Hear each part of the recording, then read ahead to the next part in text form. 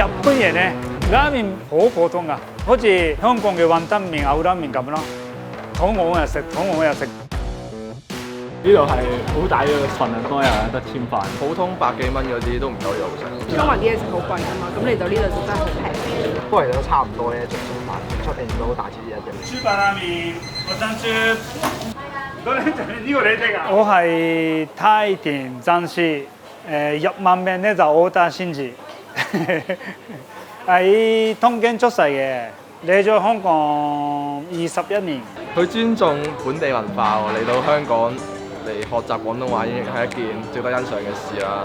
廣東話其實咧好少人用噶嘛，不過好多人我都話呢個日本人好似假㗎咁樣我，所以我都話係啊，我哋講識啊，我講識日本嘢啦。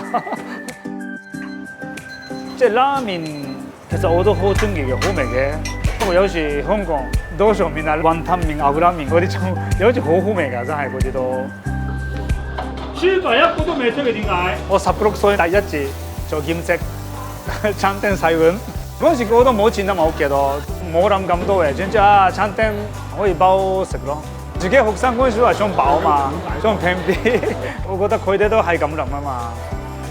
其實日本人咧真係食就好貴啫嘛，不過即係譬如唔使咁貴，都想試下日本嘅味道啦。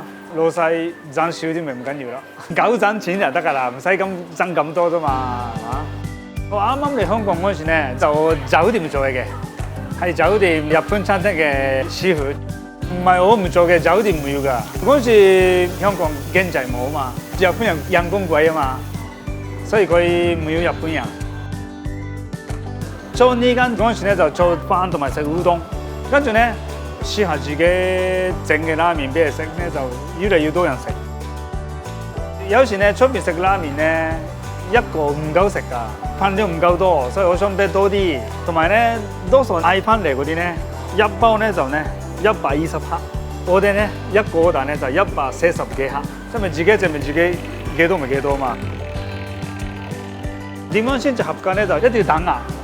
等啊最緊要，火力唔夠咧，水唔夠滾咧就咧啲粉嘅味道咧唔熟嘅感覺咯。豬扒拉麵嗰啲裝單去咗邊啊？湯底方面，出邊嗰啲餐廳就好麻煩㗎真係，雞啊、豬骨啊嗰啲都唔係即刻淥就得喎，即係一定要出水洗乾淨先至熬到湯㗎。咁我哋就唔做咁複雜，有啲豬骨醬啊、豉油啊，咁啊一個湯底完成咯。出邊拉麵多數都係有酸梅卷、筍啊好多嘢嘛，我哋乜都冇，簡單啲、手平啲，咪個個都係快餐，我都係快餐咁。一陣我嚟香港嗰陣時嘅香港嘅日本餐廳嘅質素咧，就我覺得好差。反而茶餐廳嗰啲仲好味過日本餐廳。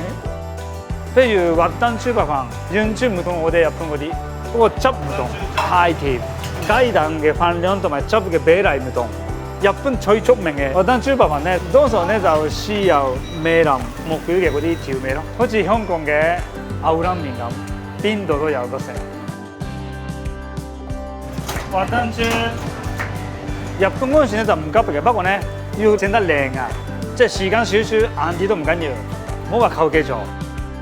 香港就總之冇咩質素都唔緊要，總之係快。嚟，快啲都要質素㗎，冇理由求其啊嘛。做壽司就一定要珍珠米啦，因為有煙韌啊嘛。嗰啲咩都唔同，其實唔好話好唔好味喎，其實好味咧就泰國米都好味。日本人咧就咧包裝靚啲啊，做得舒服啊，加20蚊賣俾人。如果香港人咧就咧飯量少啲啊，點樣先至可以賣到30蚊？食客可以食得開心。員工都可以做得開心，咁啊最好啦，唔使賺太多錢啊。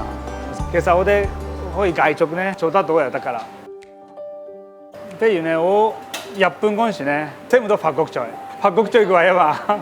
香港人咧唔係個個都環境好嘅，如果有我嗰啲鋪頭可以食到啊，咁我好開心啦咁樣啦。個個都收咁貴咧，冇人食得到㗎。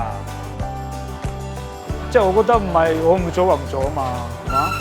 我成日都嚟啊嘛，你退休唔緊要，不過你搞啲豬扒一個俾我先啦，咁諗啊嘛，佢哋就係嘛？你暫時做得到咪做咯？